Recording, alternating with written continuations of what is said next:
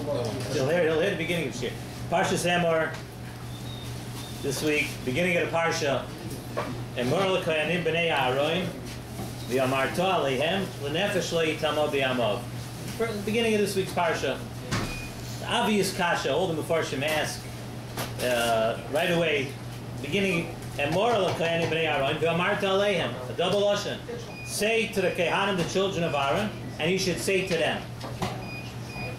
Doesn't get more obvious than that. It says twice to say in the pasuk. So Rashi right away Bavarns, Rashi gives a teretz to this, and Rashi says, "What's Emor l'koyanim v'amarto aleim?" Rashi says lahazir, that it's for to caution the adult Kehanim regarding the children, to tell the adult Kehanim that they have to give over this message also to the children, the Kehanim. So Moshe Feinstein Zatzal has a beautiful thought right away on this. He says a beautiful thought and a vital lesson to teach us about chinuch for our children. He says if somebody wants to inculcate, he wants to instill in his children that they should have a love for Yiddishkeit, that they should have, or if someone's a Rebbe, and he wants to instill something in his Talmidim, you cannot accomplish what you want by just merely telling them, one day after the other, telling them, you need to do this, you need to do that, I want you to do this, the Torah says to do this. You cannot accomplish everything that you want to by just saying, this is what you have to do, this is what you have to do. It's also important that in addition to that, a person has to demonstrate to them that a life without Torah, a life without the Torah is not a life that's desirable and beautiful. A life with Torah is something that's desirable and beautiful. It was besides telling them the halachas, telling them what they have to do, in addition to that, v'amarta aleihem, first you have to teach them the halachas. You have to tell them, emors, you have to teach them. V'amarta aleihem, you have to tell them what being Mekayim mitzvahs, what doing mitzvahs is going to do for you. That's going to give you a beautiful life of Torah, and that's going to teach you, and that will tell you for the future what a life of Torah can do for you. And therefore, there's a double lashon of Emor ve'amarta. The first one is to tell you, teach the halachas, and the next one is telling you that we have to also give over the values and teach them what the halachas and what the mitzvahs do for you. And Be'emes Dubno Magid says something right along these lines. He says sometimes as adults and as people that have children, he says sometimes even for a Rebbe, sometimes it's hard. It's hard to, we all know that we're always on display. And we have to be role models for our Talmidim. We have to be role models, for myself, not Talmidim, but for myself, for my children. And Rabbeim have to be role models for the Talmidim. And there are times that a person just doesn't have the strength or the resolve to always be on display, to be doing what's right. So he said, what you have to do sometimes is think to yourself the repercussions of what you do if you don't demonstrate what's right.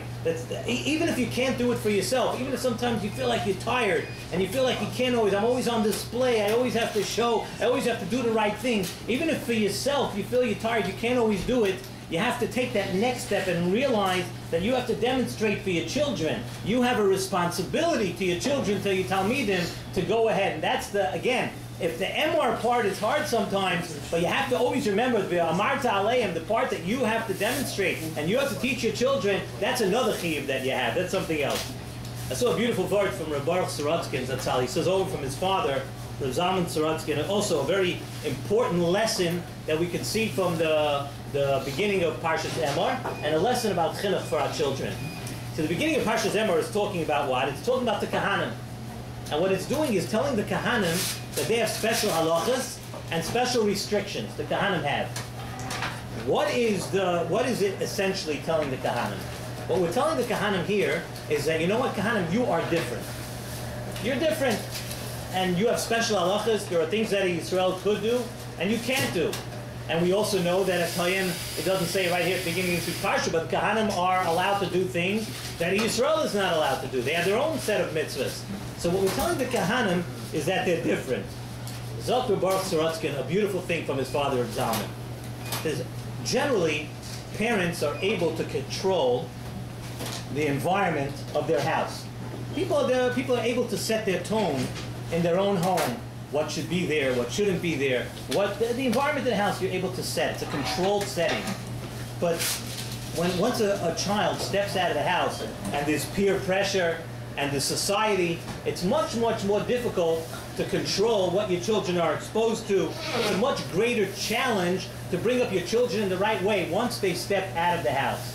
So that we see at the beginning of this week's Parsha, in Parshas Emor, where Rashi says, Lahazir, Hagedolim Alaktanim, that where do we bring down a Rashi, where do we bring down a lesson that specifically speaks to the children? That's in the Parshas Emor, where we're telling you that, you know what, sometimes when you step out, life is going to be different. And that it's here to teach you a lesson that your children should know that the midas and the mitzvahs that you teach them, sometimes you're going to go out in the world and you're going to be challenged. It's not always going to be as strong as in your own house. You're going to be challenged and you're going to see different things and you're going to feel like you're different. So we have to teach them, even when you feel like you're different, you have to hold your own. And that's the lesson, the beginning of Parshas Emor, that we teach the children. The Kahanim are different, but that's why we say over there, you're different, but that's what you have to teach your children. That sometimes you're going to feel different, but you still have to hold on to the values. You still have to hold on to the lessons that you taught in the home. And of course, to round it out, to say over in the S.S.S. Shalom, the S.S.S. Shalom S.S.S. Shalom has a separate sefer called Nesivei Chinuch, which is a beautiful, beautiful sefer written on different lessons in Chinuch, and people are mamish amazed when you read the S.S.S. Shalom Sefer on Chinuch. You would think that the S.S.S. Shalom was nifter about 10 years ago, like 9 years ago. He was in his 90s. If you read his Sefer on Chinuch, you would think that he was born in the 21st century. Every lesson that I've had mechanchim tell me when I've said over in the shir on Shabbos, and sometimes there are rabbeim there, and we've said over different things from his chinuch, from the S.S.S. Shalom, it's an unbelievable thing how his lessons are so precise and so exact for today's generation. And I assume it's that way because these are timeless lessons for chinuch. So the S.S.S. Shalom says like this. He says, years ago, when there used to be more of a structured thing as royalty, and there would be a king and a queen, and the prince and the different people in the king's family, they would have their own set of rules, how they were to dress, how they were to eat, how they were to travel, and obviously that set of rules was different than the common folk. They were different than the regular people on the street. So when a prince walked out, did he feel like, listen, I feel very bad that I'm different? Of course not. He knew that he was royalty. Whatever he was doing different, he did with pride. Because I'm nothing wrong with being different. I'm proud to be different. Sometimes you'll see, I'm sure many times you come across people, and you see that there are people that, when you see them, you see that they hold a higher standard, whether it's in kashrus, or tznius, or the way they handle tzedakah, the way they are bein adam lachaveroi. People that are just a little bit on a higher madrega, you see that they're just different. They act differently. So when you look at people like that, you say, do you look at them and you say, sometimes people want to make fun of them, say, why do you have to be different? Why do you have to be different? But what's this person who's different thinking? You think, of course, I'm proud to be different. I'm pride. I worked on a certain midah, and I'm able to excel in it more than other people. Then I'm proud, and that's royalty. Zok Nesiv Shalom, that's the way it is also by every Jewish child. By every Yiddish child, that's the way it is. And that's a lesson that we learn from this week's Parsha at the beginning. That a child has to know, and parents have to teach a child, just like the lessons of the Kaihanim, that when you go out, whatever if you excel in something and people make fun of you and you think people look down on you, no, that's royalty. What you have, it's something you should, sometimes, unfortunately, the more people make fun and the more people look down at somebody, the better you know you're going. Because people would like to be the same as you. And that's a lesson we learned out of this week's Parsha. And moral of Kaihanim, the Kaihanim had a royalty, but that's a lesson that we could all have, to take this royalty that we're different. And sometimes we have to step out in the world.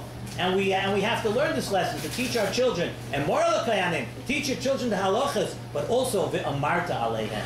You also have to demonstrate. The only way children are going to learn is if we demonstrate it to them. And we show them that by doing these things, you lead a beautiful life. And by being on a higher level in Yiddishkeit, you lead a beautiful life. And that's the lesson of Parshas Emor.